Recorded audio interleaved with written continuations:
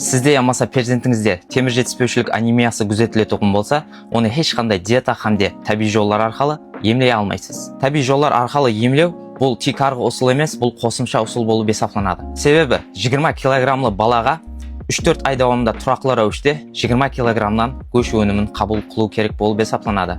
Сыртқы орталықтан, яғни азықлық затлардан кіретұғын темір препаратлары организмда істетілетұғын темір препаратларының тек арғы орайы емес. Тек арғы орайы бұл организмнің өзі.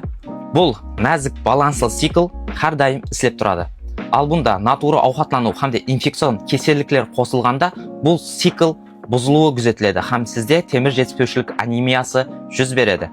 Темір препаратлары тикарынан екі топарға бөлінеді. Біріншісі темір 2 валенті препаратлар, хамде темір 3 валенті препаратлар.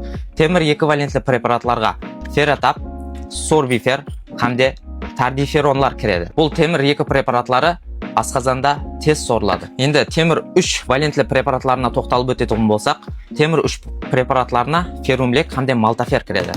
Бұлар темір 2 препаратлары асқазанда қандайда бір ауырлық белгісі, ямаса құсу, хамде кеуіл айну белгілері күзетілетін болса, сіз темір 3 препаратларын қабылдағаныңыз мақұл.